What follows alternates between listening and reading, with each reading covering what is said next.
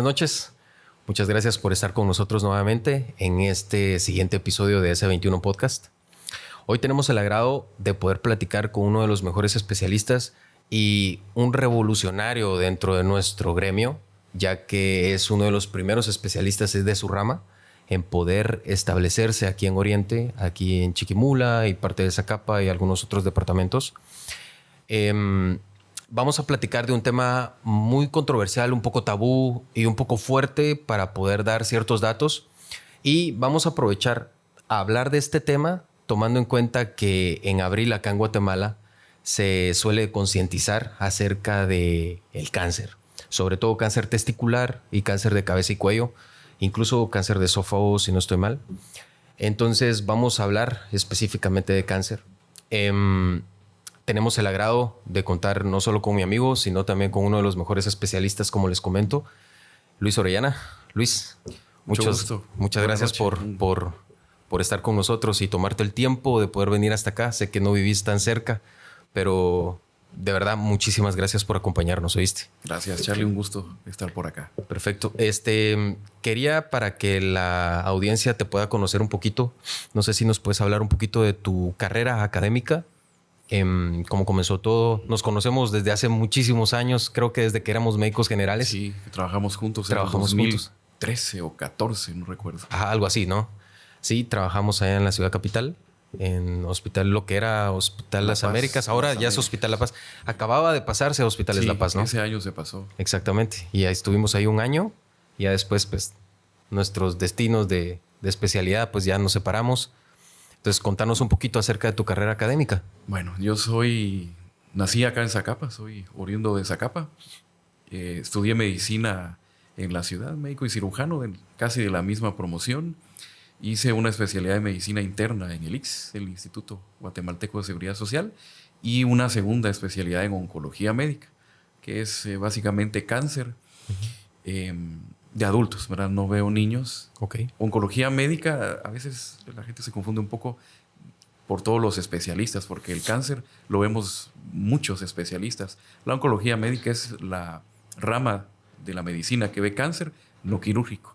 Básicamente soy el que diagnostica, el que previene y el que sobre todo da las quimios. Entiendo. Ya sea quimioterapias, terapia blanco, hormonoterapia, soy el que veo eso. Okay. Soy socio fundador de una empresa que se llama Grupo Oncológico Integral, que es el primer centro oncológico acá en todo Nororiente. Interesante. Estamos radicados en Zacapa, ahí está el centro. Perfecto. Sí, ya vamos a dar más datos acerca de eso. Y de verdad te felicito, por cierto. Gracias. Creo que ya te lo he dicho fuera de cámaras y todo, que de verdad me alegra muchísimo porque te conozco, somos amigos desde hace mucho tiempo. Y nuevamente muchas gracias por estar acá con nosotros. Pues queremos hablar acerca de este tema tan controversial, como decía, tabú, y que es muy fuerte desde la perspectiva de nosotros que no somos pacientes oncológicos, ¿no? Vamos a llamar pacientes oncológicos a todo paciente que tiene cáncer, ¿sí? Entonces, es muy fácil hablar de esto, pero hay que tener cierta prudencia por el hecho de los pacientes que sí lo padecen y lo fuerte que para ellos puede ser hablar de su propia patología, ¿no? Exacto. Entonces, contanos qué es la oncología.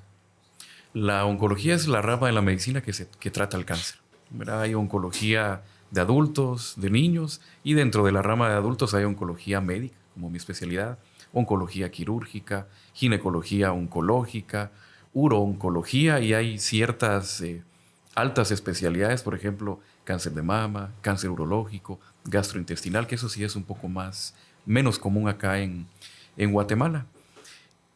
¿Qué es el cáncer? Hay mucha... Exactamente. Comencemos por eso. Comencemos por cáncer.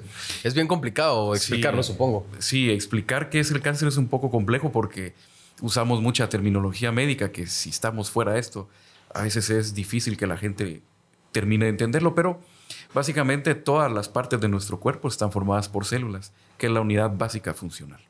¿Verdad? Las células se dividen, hacen mitosis, crecen, cumplen un tiempo de función. Algunas viven toda nuestra vida, otras viven segundos, otras viven horas, otras viven días. Y todo este ciclo de vida, sobre todo el ciclo de división, está finamente controlado, ¿verdad? Entonces, el cáncer ocurre cuando este control por algún motivo falla y la célula comienza a crecer de manera desordenada, y la característica esencial del cáncer, o sea, de un tumor maligno, es que puede hacer metástasis. Es decir, que puede migrar a un órgano lejano del que nació. Esa es la característica, es por definición la diferencia de un tumor maligno y uno benigno. Entonces, básicamente es una enfermedad genética, no porque se herede, que sí se puede heredar, ¿verdad? Pero genética porque su origen está en el ADN, en un pequeño daño del ADN que se sale del control, del crecimiento, y pues comienza a proliferar de manera descontrolada. Entiendo. Una pregunta muy frecuente que yo he escuchado dentro de mis pacientes y que confunden mucho es: ¿cáncer es sinónimo de tumor? O al revés, ¿tumor es sinónimo de cáncer? No necesariamente. Un tumor, por definición, solo es una masa, ¿verdad? Masas pueden ser benignas o malignas. Cuando hablas de benigno, cuando hablo, la diferencia entre benigno y maligno, básicamente es la capacidad de un tumor maligno de hacer metástasis, de irse a otro lado. Una masa benigna, por ejemplo, es un lipoma. No sé si te has dado cuenta quienes nos escuchan, que hay masas como acumulaciones de grasa que pueden crecer. Crecen a lo largo de décadas, ¿verdad? Entonces se le llama tumoración. Es un tumor benigno. ¿Por qué es benigno? Porque crece extremadamente lento y sobre todo porque no tiene la capacidad de migrar a otro órgano. Por ejemplo, si tenemos un lipoma en la mano, nunca va a hacer metástasis al pulmón. Esa es la diferencia fundamental de un tumor maligno. Tumor puede ser sinónimo de cáncer porque puede ser un tumor maligno. El nombre médico es cáncer de tal y tal tipo, ¿verdad? Pero sí se pueden usar como sinónimos tumor maligno y cáncer. Ahora, un tumor benigno no es cáncer. No es cáncer. Ok, eso es muy, muy importante, creo yo, porque hay mucha confusión en relación a eso, ¿verdad? Le dicen a alguien: mira, tienes un tumor, pero eso no significa que sea cáncer, sino que puedes diferenciarlo. Es un tumor benigno, es que no tiene la capacidad de migrar. Exactamente. A esa capacidad de migrar, dentro de la terminología médica, la llamamos metástasis. Ok. Y el tumor puede ser maligno, que sí tiene esa capacidad de migrar. Así es. ¿Estos tumores malignos pueden transformarse? Es decir, ¿puede el tumor maligno iniciar en un órgano específico, transformarse y... ¿En otro tipo de cáncer? ¿En otro tipo de cáncer? No. Por ejemplo, siempre conservan su origen. El tumor maligno, por ejemplo, de mama, puede migrar al hueso, ¿verdad? Y no ser uno de hueso. Y no ser uno de hueso, sino que se comporta como un tumor de mama, porque tiene las características histológicas. O sea, bajo el microscopio se ve como un cáncer de mama, no se ve como uno de hueso, aunque esté en el hueso, nació en la mama y se trata como un cáncer de mama, no como un cáncer de hueso. Eso tal vez es algo un poco complejo, porque la gente dice: no, es que tengo cáncer en los huesos, pero al investigar un poco más, o es de mama, o por ejemplo cáncer de próstata, que se tiende a irse a los huesos. Entonces no se transforman. Pueden haber transformaciones, pero de subtipos. Por ejemplo, el cáncer de mama, luego de tratarlo, tiene como un 10 o 15% de probabilidades de transformarse en otro. Siempre en otra variante, siempre de mama. De su origen, pero... Exactamente. Con otros, por ejemplo, el nombre, luminales A, luminales B, triple negativos, HER2, puede haber un cambio de un luminal a un HER2. Es muy poco probable, pero hay cambio.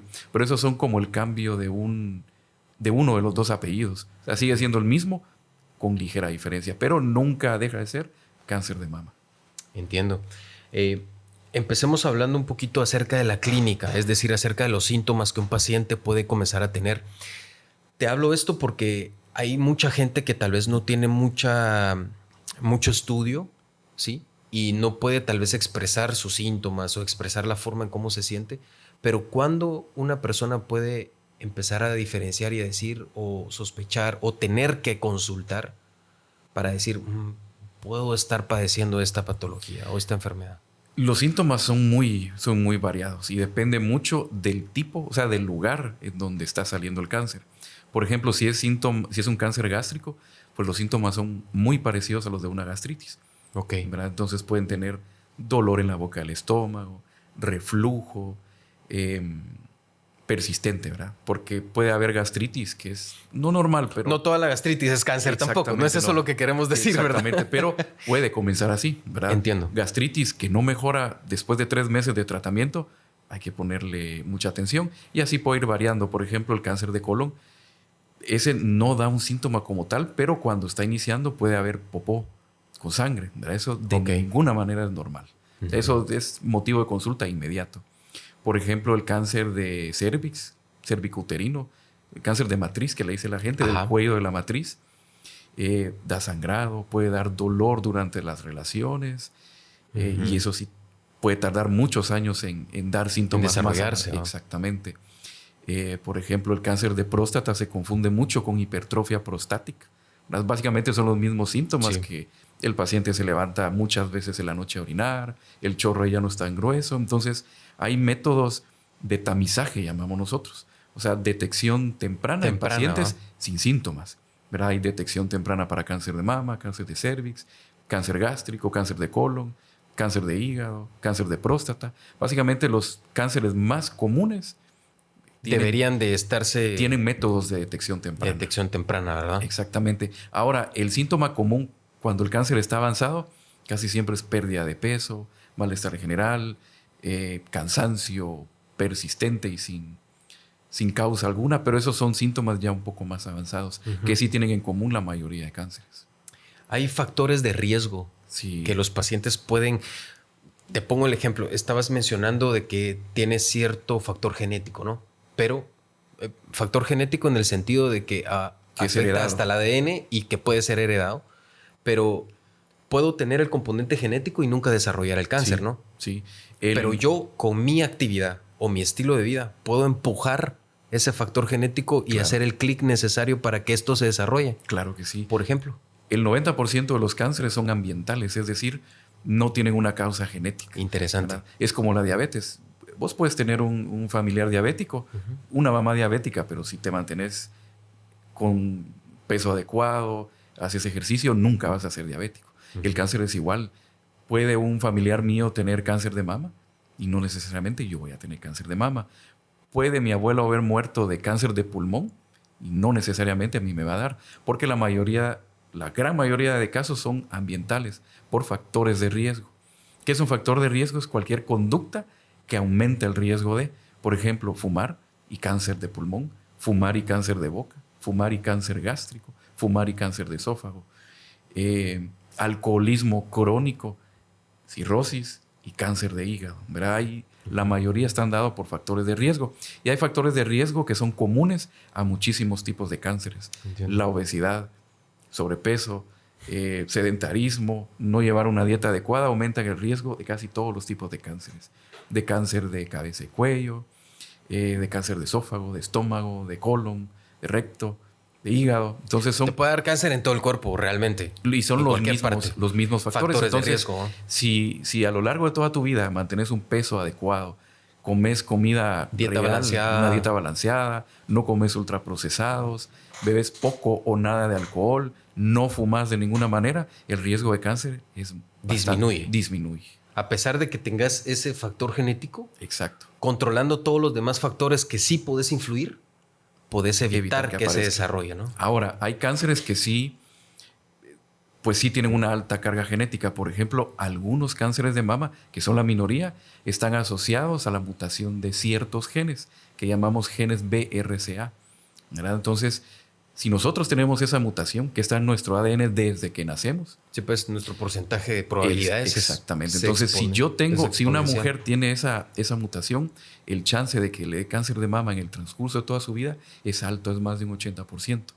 Por eso en esos casos se puede hacer una mastectomía, o sea, quitar las mamas de manera profiláctica antes de que aparezca. Exactamente, pero son casos muy seleccionados. ¿No? Por ejemplo, si llega conmigo una mujer de 30 años con cáncer de mama, yo puedo pensar, bueno, ¿qué hay aquí?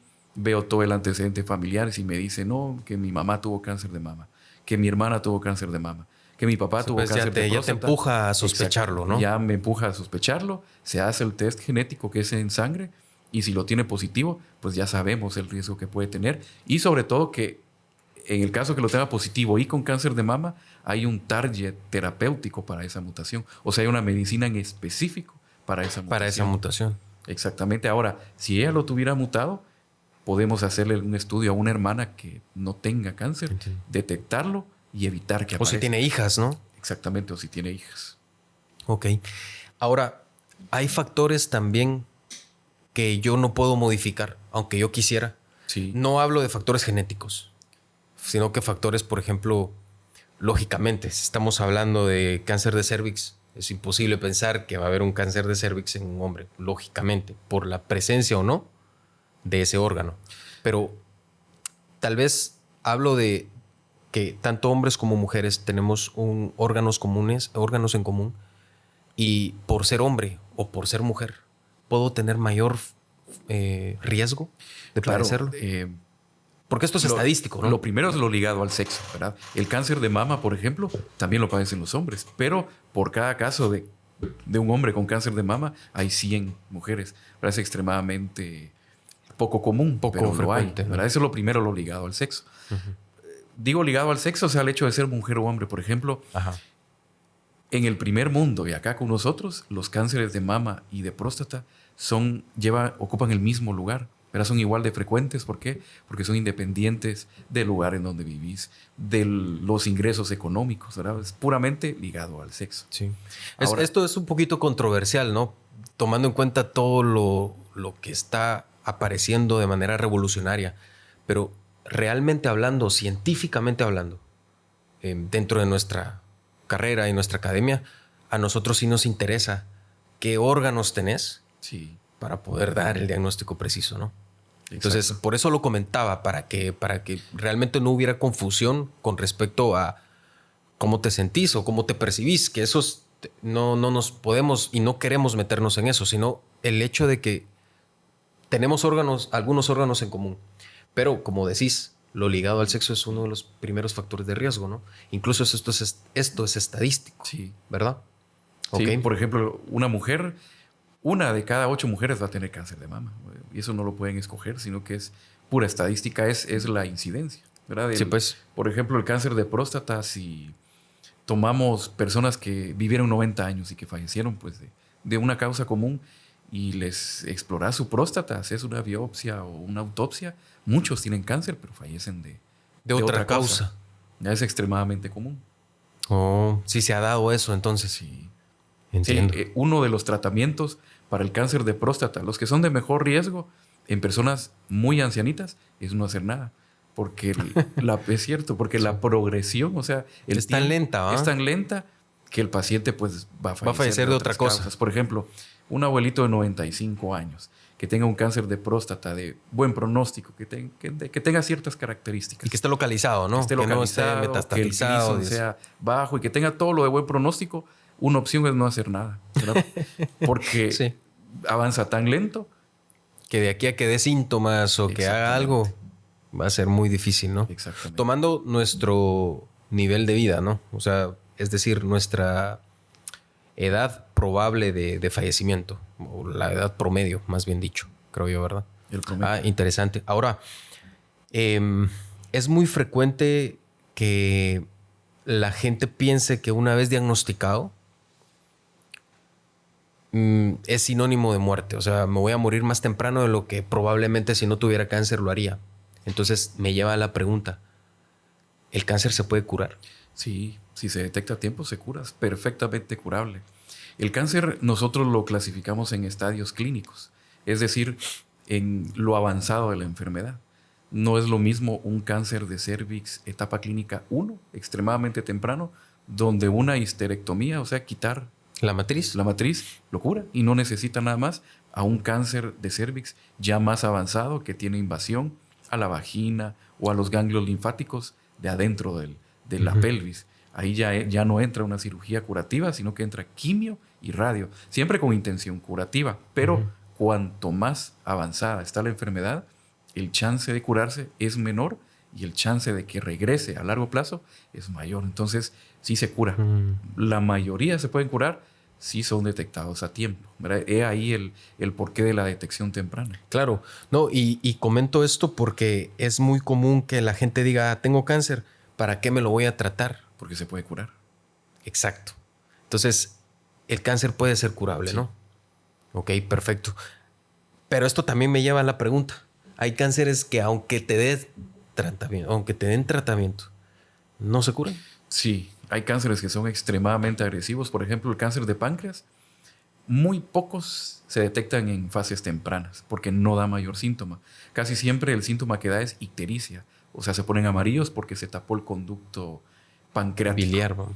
Cuando ya ocurre eso, el cáncer ya está avanzado, ¿verdad? Y el cáncer de páncreas implica una cirugía enorme, quizás son de las cirugías más complejas que se pueden hacer, y la gran mayoría recurre, les regresa, ¿verdad? Entonces, Aunque des lo mejor de lo mejor del tratamiento. Es lo mejor de lo mejor. Entonces, podés operar, dar quimio adyuvante como para aumentar el riesgo de que disminuir el riesgo, perdón, de que no regrese, pero la mayoría de casos regresa. Eso es en cáncer de páncreas, pero en muchos otros cánceres... ¿Cáncer cerebral? El cáncer cerebral depende. En el cáncer cerebral hay grados de cáncer, por ejemplo, la agresividad. Si son cánceres muy poco agresivos, algunos solo se operan y se curan, otros se operan y se da radioterapia y se cura. Pero sí depende del tipo. El cáncer cerebral es más difícil porque operar el cerebro no es tan fácil como otros lados. Ok. Esto también me lleva a una pregunta muy frecuente. El hecho de que me hayan detectado cáncer, te voy a poner como ejemplo el cáncer de hígado. Hay varios subtipos y mencionaste el hecho de los subtipos. ¿Por qué la importancia de conocer el subtipo?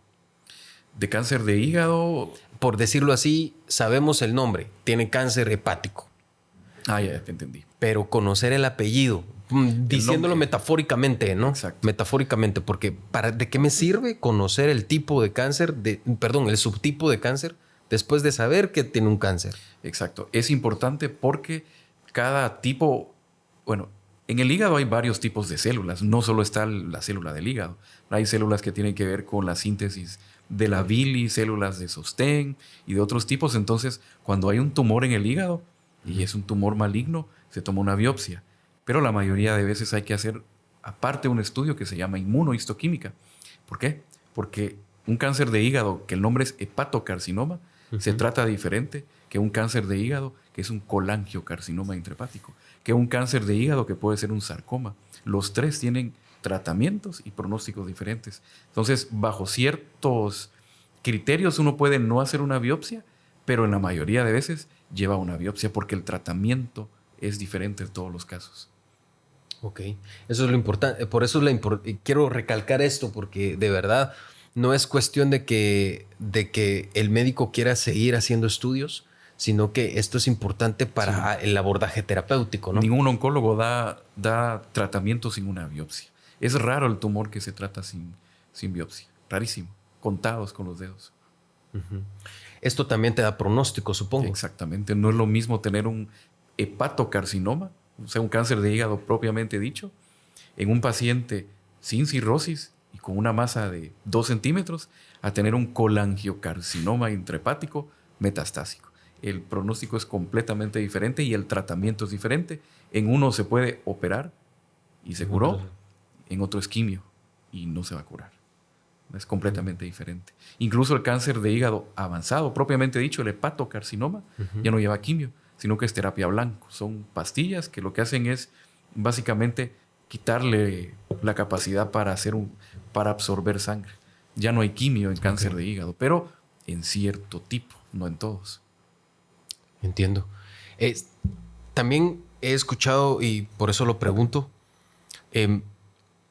hay pacientes que comentan, si mi cáncer no tiene cura, ¿cuál es el propósito del tratamiento? Sí, es una pregunta muy de frecuente, todos los ¿no? días con pacientes nuevos. Y yo le respondo con otra pregunta. ¿Usted tiene diabetes y por eso no se trata? No, ¿verdad? Algunas veces son enfermedades incurables, pero altamente tratables. Por ejemplo, el cáncer de próstata metastásico, o sea, ya no curable. Si uno tiene el acceso al tratamiento, son 10 años o más, ¿verdad? Entonces, imagínate un paciente de 75 años con cáncer de próstata, Que le vas a dar 10 años más de vida, ¿no? seguramente fallezca antes de otra cosa que no sea cáncer. Entonces, claro, pues, hay cáncer de buen pronóstico. Por Es supuesto. diferente cáncer de páncreas, Sí. que es muy agresivo. El cáncer de mama, pues hay algunos tipos que son de crecimiento muy lento y uno les da tratamiento y el tumor, el cáncer, se para por a veces años, 5, 10 años. ¿Verdad? Entonces, ¿por qué no tratarlo? Porque van a vivir más, van a vivir mucho mejor. Es como ser diabético. El diabético, pues, muy probablemente fallezca de complicaciones de la diabetes, no ahorita, dentro de 20 años. Parecido puede el cáncer. ¿Por qué no tratarme? Porque pues, va a mejorar, entonces se tiene que tratar. Incluso algo que yo le digo a los pacientes que están conmigo y con estas patologías es que es muy duro tal vez lo que voy a decir, pero nosotros hablamos mucho de calidad de vida. Exacto. Pero creo que dentro de esta patología hay algunos pacientes que tienen cáncer en los cuales se les puede dar calidad de muerte. Que es una muerte digna. Exacto. Que es totalmente diferente, ¿no? Entonces, no es lo mismo morir con dolor. Exacto. Que con el tratamiento. Tal vez no vamos a prolongar su tiempo de vida, pero sí vas a vivir mejor. Exacto. A mejorar lo poco que te queda de vida. Lo vas a mejorar. Sí, claro. ¿Verdad? Todos los tratamientos que se dan en oncología que no son curativos se llaman paliativos. O sea, paliar, tratar un síntoma sin tratar la enfermedad de base, ¿verdad? Por ejemplo, una quimioterapia paliativa puede ser si tienes cáncer gástrico, ¿verdad? Y estás acumulando demasiada agua en el estómago, que se llama citis, puedes dar una quimio que va a disminuir un montón el aparecimiento de la citis. Estás paliando un síntoma, aunque no estás curando. Y le mejoras la calidad de vida a esa paciente, ¿verdad? Exactamente. Esa agua en el abdomen, como decías, puede darle dificultad para respirar. Para comer. Incapacidad para poder estar acostado boca arriba o acostado boca arriba. Entonces, al momento de darle la quimioterapia, no es para curarlo. Pero sí para disminuirlo. Vas a disminuir la citis, o sea, el líquido dentro del abdomen, y eso va a ayudar a que tenga mejor sintomatología, ¿no? O sea, más bien dicho, que no tenga sintomatología, esa es la palabra. Exactamente.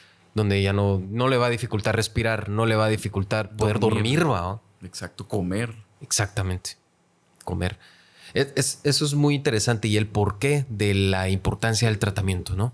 Exactamente, sí es importante. Aunque no se cure, paliar el síntoma es importantísimo, ¿verdad? Al final, uno como ser humano lo que más le tiene miedo es al dolor.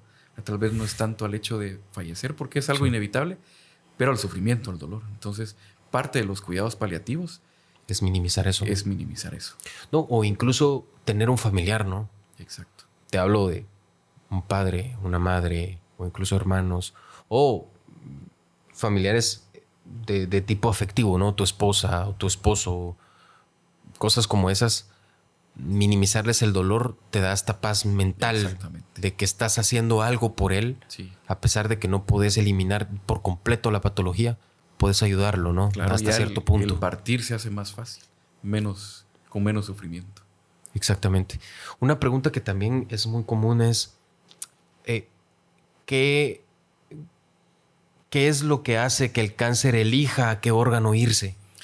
Porque no todos los tipos de cáncer migran o hacen metástasis a los mismos lugares, ¿no? Sí, es altamente complejo, no se sabe al 100%, ¿verdad? Pero cada cáncer tiene su tropismo, o sea, su patrón de extensión. Seguramente sea porque la célula encuentra en ese órgano, en ese lugar lejano, un lugar propicio para crecer. Por ejemplo, el cáncer de colon tiende a irse al hígado.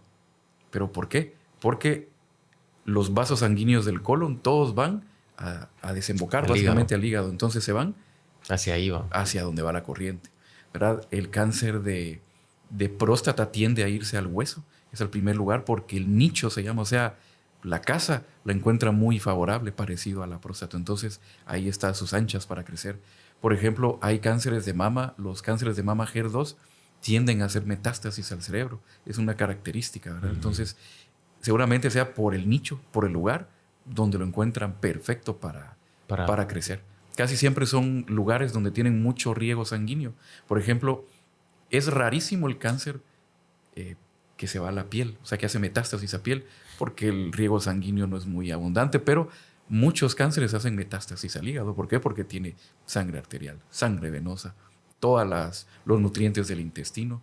Entonces, celularidad similar. Exactamente. Etcétera. Entonces, lo primero es que tenga acceso a sangre para poder seguir creciendo. Lo otro es que el nicho se parezca mucho al tipo de célula.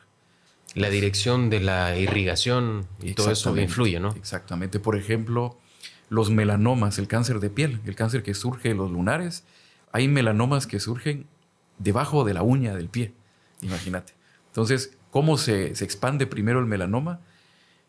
Por los ganglios linfáticos. Entonces, parte del tratamiento y la estadificación es quitar el lugar en donde está el melanoma y hacer una disección ganglionar en los primeros ganglios que estén cerca, porque tiende a irse por el riego linfático. Son características de cada tipo de cáncer. Ok. Esto me lleva también a preguntarte, ¿hay algún tipo de cáncer que a pesar de que ya esté muy diseminado o que tenga migración a muchos órganos? Porque es, para que la audiencia lo conozca, cuando ya hay mucha migración, nosotros ya lo catalogamos como estadio 4, inclusive si pasa la línea media del cuerpo, etcétera, etcétera. Creo que todo eso influye, ¿no? Ajá. ¿Hay algún tipo de cáncer que a pesar de que esté así, tiene una capacidad curativa alta? No se usa la palabra curación en esos casos, se usa la palabra remisión. Ok. Que es básicamente la ausencia clínica del cáncer. Eso se ve sobre todo en algunos tipos de linfoma, que son cánceres de las células de las defensas, de los linfocitos. Algunos tipos responden muy bien al tratamiento y pueden hacer remisión, pueden desaparecer. No se usa la palabra curación cuando... Porque pueden aparecer nuevamente, ¿no? Exactamente. Cuando el estadio es muy avanzado, la curación es muy difícil, pero la remisión sí puede aparecer. Hay casos en que pues el cáncer desapareció y no porque haya desaparecido quiere decir que ya nunca va a regresar. Entonces hay que seguir en vigilancia. En el momento que regrese, pues detectarlo temprano y tratarlo cuanto antes. Pero no es curación, es remisión. O sea, ausencia clínica del cáncer. ¿Cuánto dura aproximadamente la remisión? Depende de cada tipo de cáncer. Los linfomas pueden ser años. Por ejemplo, algunos tipos de melanoma con algunos tratamientos como inmunoterapia pueden ser 5 años. Algunos tipos de cánceres de mama 10, 15 años o para siempre. Cada caso, aunque son casos excepcionales, sí hay. Sí hay de remisión permanente, pero son pocos. Ok. Entonces, recalcando, curación no es posible utilizarla dentro de la tipología de... Curación cuando el cáncer está extendido. Un cáncer etapa clínica 4, por ejemplo, un cáncer de colon que ya se fue al hígado, la curación es casi nula, ¿no? Es casi nula. Puede haber remisión porque puede desaparecer, pero curarse está difícil. En ese contexto, pero un cáncer de colon que solo está en el colon y que se operó y que se dio quimio, la curación es muy alta. O sea, la curación aparece en los estadios tempranos. En un estadio metastásico la curación es difícil. La remisión puede aparecer, pero casi siempre es temporal. Entonces, negativo aguantarse los síntomas de cualquier cosa, ¿no? Hay que tratarse. Puede aparecer la remisión, ¿verdad? Es una probabilidad. Ok. Lo digo dentro del contexto de un paciente que nunca ha tenido cáncer. O sea, es cierto que no todos los síntomas es cáncer, pero todo cáncer que empiece con mínimo que sea el síntoma puede ser tratable. Sí, y mejor si es detectado a manera muy temprana, ¿no? Exactamente. Por ejemplo, gastritis. ¿Quién no ha tenido gastritis? ¿Verdad? Entonces, una gastritis que no mejora y que no mejora, endoscopía. ¿Verdad? Una masa en la mama.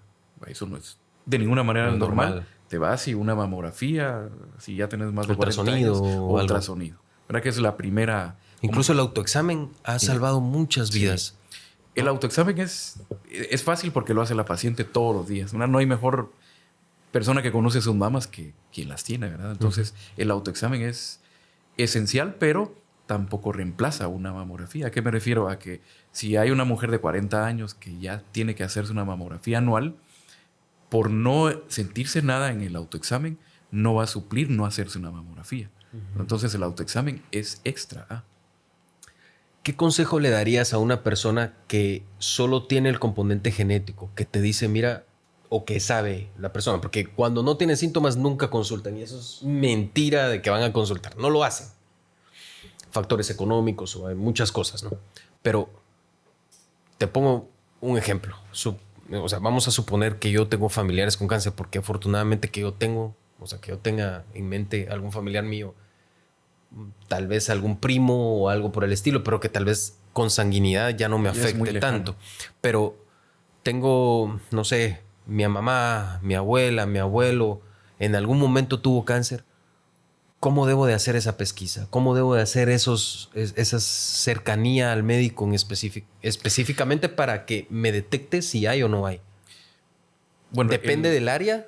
Depende del área y del riesgo. Por ejemplo, si... Hablando que fuera una mujer, ¿verdad? Y cáncer de mama, para irnos en la misma línea. Ajá. Si yo soy una mujer de 40 años y mi mamá tuvo cáncer de mama a los 70 y solo está ella y no hay otro familiar, pues el riesgo mío como hija es básicamente el mismo. Entonces, mi protocolo debe ser mamografía a partir de los 40 y autoexamen siempre. Todo el tiempo. Todo el Ok. tiempo. Pero mamografía a partir de los 40, ¿verdad? Porque el riesgo pues no es genético, ¿verdad? Ahora, si yo tengo 40 años y mi mamá tuvo cáncer a los 40 y mi hermana tiene 40 y tiene cáncer, ahí ya debo de hacer otro tipo de tamizaje donde vemos el riesgo genético, se hace el estudio genético y si está positiva, pues ya entra en otro protocolo completamente diferente. Okay. Ya entra en juego si quiere ser mamá o si no, o si ya fue pensar en una mastectomía Bilateral, profiláctica. Cada uno es diferente. Por ejemplo, el cáncer de colon, si tenés un familiar de primer grado que le dio cáncer de colon a los 60, que es la edad más o menos promedio, pues tu riesgo no es tan elevado. Pero si tenés un papá que le dio cáncer de colon a los 40, a tu hermano a los 40, ahí puede haber un riesgo genético y lo que tiene que hacer es colonoscopía desde joven. Ya podés iniciar a los 30. Próstata. De próstata lo normal es cerca de 70 u 80 años, ¿verdad? La sexta a la octava década es lo normal.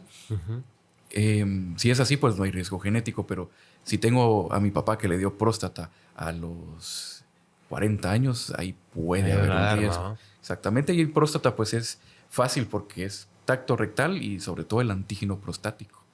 Okay. ¿Hay microorganismos infecciosos que nos aumenta el riesgo de cáncer? Sí. ¿Sí? 3 de los cánceres más comunes de Guatemala, 2, son secundarios a... ¿Cuáles son? El virus del papiloma humano y el cáncer de cervix, la H. pylori y el cáncer gástrico, ¿verdad? Entonces, el BPH es la causa de la mayoría, del más del 90% de los casos. Entonces, es un virus que, si bien no se puede prevenir porque no es que toda la población pueda desaparecer y no tenerlo, pero sí hay una vacuna que se puede aplicar idealmente en los niños, ¿verdad? De 9 a 12 años, niños y niñas, no solo niñas. Con eso casi que te aseguras que no vas a tener cáncer. Hay poblaciones en países desarrollados, algunos países nórdicos, que casi no existe el cáncer de cervix y los que existen son inmigrantes de otros países. El cáncer de cervix es uno que se puede evitar casi al 100%. Y justo esa era una pregunta, fíjate, porque tenemos tanto tabú aquí en nuestro país con respecto a la vacunación y al uso de las vacunas, que incluso una vacuna puede evitar que aparezca un cáncer, ¿no? Exacto. Y esto es muy importante porque virus del papiloma existen muchos, ¿no? Muchísimos tipos de virus del papiloma. Exacto. Eso significa que la vacuna no me va a proteger de la infección del virus. O sea, pueden haber diferentes virus que me pueden infectar del papiloma. O sea, me puede dar papilomavirus. Me puedo infectar del papilomavirus, pero los virus específicos que, de acuerdo a estadísticas, han evidenciado que me pueden causar cáncer, de eso sí me protege la vacuna. Sí, exactamente. ¿Verdad? Hay más de 30 serotipos de BPH. Exactamente. No todos dan las mismas enfermedades. Por ejemplo, una verruguita en el dedo es BPH, pero no es la misma verruguita que puede aparecer en la boca, en el área genital, o que cause el cáncer de cervix, ¿verdad? Hay 7 serotipos que son los más comunes que causan el cáncer y hay una vacuna que cubre 9 serotipos. Los más comunes para cáncer, no solo cáncer de cervix, sino cáncer de cervix, orofaringeo, de pene, de ano, y los de cervix, ¿verdad? Entonces, y depende de las prácticas sexuales, etcétera, Exactamente. etcétera, ¿no? exactamente. Ok, perfecto. Wow, qué interesante, de verdad. Creo que nos pudiéramos alargar Horas. y hablar horas y horas y horas de cada subtipo y cada órgano, ya que, como mencionamos, en todo el cuerpo te puede dar cáncer. Tuve la experiencia de un paciente que tenía un melanoma y lo vimos porque habían biopsiado en otro órgano en específico y habían visto esa celularidad y le había comenzado en el cuero cabelludo. Sí. Pero Y como tenía cabello, era imposible dio verlo. cuenta. Ajá. Entonces, raro, pero interesante al mismo tiempo, pero pasa. Exacto. Fíjate que tuvimos la noción de poder recibir comentarios acerca del cáncer de los suscriptores, de nuestra audiencia. Y recopilamos todas las dudas, todas las preguntas y me tomé la molestia de traerlas. Quería ver si tenías el tiempo para poder aclararlas. Démosle. Ok. Entonces lo dividí de acuerdo a cada órgano, o al menos los más comunes. Muchas preguntas se repetían, entonces traté la manera como de poder especificar cada una, ¿no? Entonces, primero, con respecto a cáncer de mama, que creo yo que es el que con más frecuencia causa duda, sobre todo por la frecuencia. Y la incidencia sería en este caso, ¿no? Incidencia, sí, lo Incidencia. Ok. Entonces, una de las dudas era una edad muy temprana de menarquia, que es la primera menstruación, ¿no? Nosotros lo llamamos menarquia. O una edad muy tardía del inicio de la menopausia aumenta el riesgo de cáncer de mama. Sí, claro. Recordemos que partimos de que el cáncer de mama da solo en la mujer, puede en el hombre, pero es algo hormonal. Cuanto más tiempo esté la mujer expuesta al periodo hormonal, por ejemplo, si tu menarca vino a los 9 años y tu menopausia a los 55, tu riesgo va a ser mayor, ¿verdad? que el de una mujer que le vino a los 16 y se le tuvo fue la a los 49, 40. Exactamente, claro, aumenta el riesgo. Entiendo. Por pura estadística, por pura exposición al factor de hormonal. riesgo. Exactamente. Ok. La otra es, ¿no tener hijos se relaciona con mayor riesgo de padecer cáncer de mama? Sí, es ligera el riesgo, ¿verdad? Pero el hecho de tener hijos, sobre todo de darles lactancia, disminuye ligeramente el riesgo. No es que por No es no que dar te lactancia... proteja. Ajá. No es que por no hacerlo me va a dar o no me va a dar, no. Pero confiere un ligero riesgo. Ok. El embarazo y la lactancia reducen el riesgo de cáncer de mama. Creo que ahorita Correcto. lo Ligero. respondiste. Ligero, ¿verdad? ¿Un embarazo tardío aumenta el riesgo? No está muy claro. No está Ok. muy claro. No está muy claro. Aumenta el riesgo de otras enfermedades congénitas, enfermedades. pero de cáncer de mama no está bien definido si tener hijos de manera temprana o tardía aumenta el riesgo. Ok. ¿Puede haber cáncer de mama en los hombres? Sí. 1 de Sí. cada 100, sí hay. Y se tratan básicamente igual. Esto lo puedes tal vez ahondar un poquito. Te lo comento porque puede haber ciertas dudas. ¿Por qué si soy hombre, por qué me puede dar cáncer de mama? Si yo nunca voy a lactar, nunca voy a... ¿Por qué? Porque tenemos mamas. Exactamente. Entonces, Eso quería que resumieras. tenemos mamas, no tenemos la exposición. Desarrolladas, ¿no? Ajá, exactamente. Desarrolladas como pero hay una tejido, mujer. hay tejido mamario. Hay tejido. Entonces, donde hay tejido, puede aparecer. Extremadamente raro, pero se da. Ok. ¿Puede existir relación genética con la aparición de cáncer de mama? Creo que ya la respondiste también, ¿no? Es En la plática. minoría, pero sí hay un riesgo genético. Ok. Me paso a cáncer testicular. ¿Entre los hombres de descendencia caucásica es más frecuente el cáncer testicular? Cuando hablo de descendencia caucásica me refiero a tez blanca, ¿no? Es ligeramente más frecuente. Hay en esto de la raza, si queremos llamarlo de esta manera, pero sí hay, por ejemplo, personas de cierto origen, judíos, askenazis, o personas de color negro tienen riesgo ligeramente más alto que los caucásicos, ¿verdad? Es un poco más alto, pero No es definido. no es está definido. No es que el 90% de los que tienen cáncer de próstata sean rubios, no, hay de todo. Es ligeramente más Entiendo. alto. Este me pareció muy interesante. Dice, ¿un test de embarazo positivo en hombres puede deberse a la presencia de cáncer testicular? Sí, una prueba de embarazo positiva en un hombre. En el cáncer de testículo hay 2 grandes grupos. Uno que llamamos seminoma puro y otro que se llama no seminomatoso, que hay varios tipos. Dentro de este no seminomatoso hay algunos subtipos que producen la hormona que detecta la prueba de embarazo, que es la HCG beta. E incluso los niveles de HCG beta los usamos como los monitorizamos durante la quimio, y es también un factor de bueno o mal pronóstico si está muy elevado o muy bajo. Entonces sí es cierto, te puede salir positiva y tener cáncer de testículo. Cuidado ahí, ¿va? Sí. Bueno, ahora cáncer hepático. Nos vamos a pasar al hepático. Esto creo que ya lo hablaste, pero ¿algunos virus pueden propiciar el aparecimiento de cáncer hepático? Lo comentaste. Exactamente, el virus de la hepatitis C y hepatitis B puede producir cáncer hepático. Aquí en Guatemala no es tan alto como en otros países, ¿verdad? ¿Puede ser la estadística tan mala que tenemos? No, creo que ¿No? no es tan alto. Fíjate, aquí es más, sobre todo, la causa es la cirrosis, ¿verdad? El mayor factor de riesgo aquí en Guatemala es la cirrosis. Y la mayoría de cirrosis no está producida por consumo de alcohol, ¿verdad? Hay otras enfermedades como esteatohepatitis no alcohólica, diabéticos no controlados, hígado graso a largo plazo y sobre todo algunas toxinas que hay en algunas comidas. Unas micotoxinas de unos hongos. Las aflatoxinas pueden causar daño en el hígado. Suplementos alimenticios. No quiero decir marcas.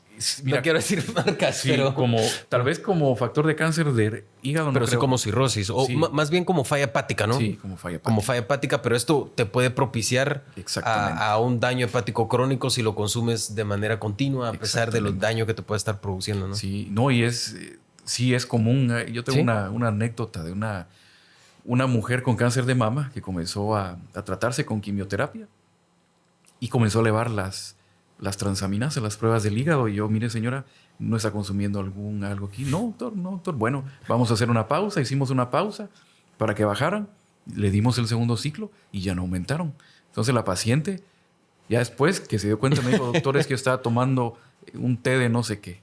Sí, pues. No es que tomar té, no. Sí. Sino que hojas que compró en el mercado que me dijeron que era para el cáncer. Y lo que le causó fue daño hepático. Interesante. Bueno, ¿puede existir el cáncer de hígado en niños? Sí, hepatoblastoma, pero es poco común. Y eso lo trata el hemato-onco pediatra. Ok. Exactamente. Perfecto. Es poco común, pero sí puede haber. Sí puede haber. Cáncer, ahora nos pasamos a cáncer de piel. Dice, ¿puede existir melanoma, que es el cáncer más común de piel, ¿no? ¿En los ojos?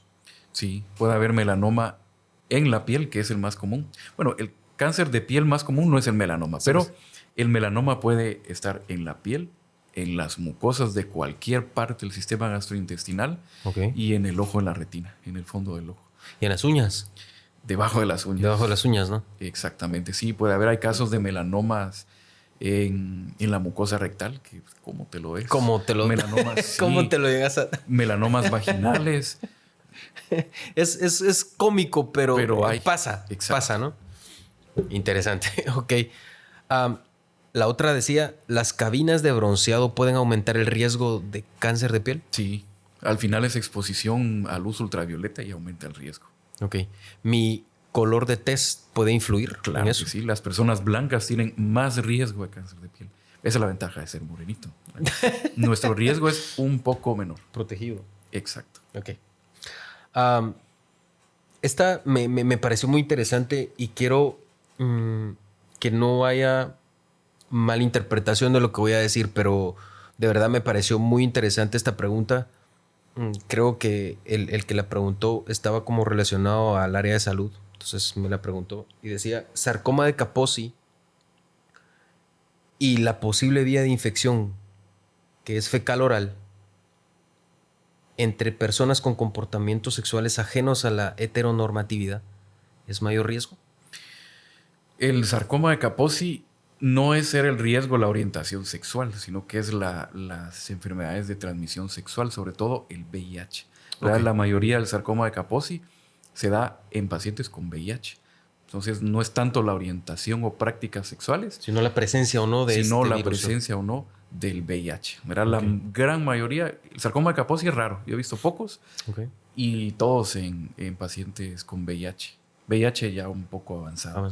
Ahora, los que sí están en relación es el cáncer de orofaringe, el cáncer de la garganta. por el virus del papiloma humano. Esa sí tiene un poquito de relación con algunas prácticas sexuales. Okay. Y de ahí la importancia también de la vacuna, que tiene cierta protección contra... Entiendo. Nos pasamos a pulmón. Ser fumador pasivo, que definí tal vez fumador pasivo, ¿es factor de riesgo para cáncer de pulmón? Sí, fumador pasivo es la persona que se fuma el humo de segunda mano. O sea, el fumador... O sea, estamos acá, yo soy el que estoy fumando. Y yo no. ¿Y vos no? Exactamente, el riesgo... Vos sos el fumador pasivo, ¿no? Exactamente. Okay. El riesgo lo tenemos los dos. Ahora vos tenés un poco más de riesgo por ser el fumador, pero también el fumador pasivo tiene riesgo de cáncer de pulmón. Se han visto... Afortunadamente el cáncer de pulmón en Guatemala es poco común. En otros países, bueno, a nivel mundial, es el primer lugar en incidencia. Algunas veces en mortalidad también. En Guatemala no es así. Hay casos de cáncer de pulmón en fumadores pasivos. Es raro, pero sí hay. Sí existe. Sobre todo casos de enfermedades pulmonares. El EPOC es común en fumadores pasivos. Fumadores sí, pasivos. es factor de riesgo. Ok. ¿Exponerme al humo de leña me puede causar cáncer de pulmón? Es factor de riesgo, pero es mucho menos dañino el humo de leña que el humo de cigarrillo. Exactamente, okay. Porque no solo tiene hojas de tabaco, ¿verdad? O no solo es leña, sino que es un montón de sustancias que son las que dan el riesgo. Sí es factor de riesgo, pero es poco. El otro es cáncer de cervix. Nos vamos a ir al útero o la matriz, que la conocen así más frecuentemente. La infección con virus de papiloma creo que ya es la causa principal. La causa principal. Si me quitan el útero, es decir, histerectomía, si me quitan la matriz, ¿me salvo de cáncer de útero? De cáncer de útero como tal, sí. De cervix también, porque en teoría no está. Pero hay algunos cánceres de cervix que al momento de diagnosticarlos pueden tener extensión a la vagina. Entonces, cuando quitan el cervix, hacen algo... cosen básicamente la vagina, ¿verdad? Entonces, en la cúpula vaginal, en lo que se quedó de vagina... Lo que resta. Pueden quedar algunas células, ¿no? Exactamente, y puede recurrir. Entonces, sí puede haber. O sea, entiendo. Perfecto. Bueno, pues se terminaron las preguntas. Quería pedirte un caso anecdótico, un dato curioso, un dato anecdótico que te haya marcado. Creo que has visto muchísimos pacientes. Has tenido mucha relación con los decesos de muchos pacientes. Sí. Pero algo que te haya marcado. Ay, tantos casos. Todos tienen su historia, ¿no? Su historia y parte en mi memoria.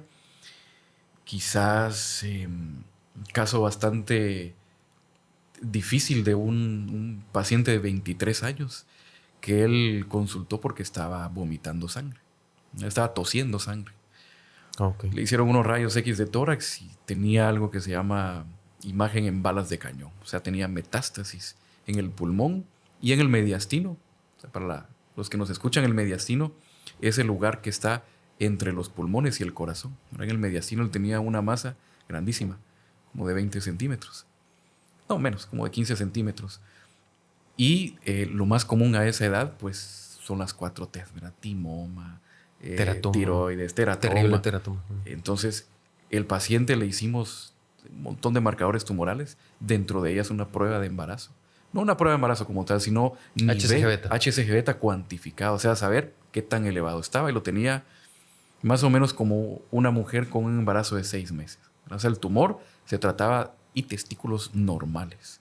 Entonces, el caso se trataba de un tumor germinal extragonadal. O sea, un tumor parecido al cáncer de testículo, pero que creció fuera de los testículos. Fuera del testículo. El paciente se inició a tratar, se sintió bien, se le quitó la tos, completó el 75% del tratamiento, negativizó la prueba de embarazo, o sea, ya no había tumor, y decidió no continuar con el tratamiento. No, hombre. Y desapareció.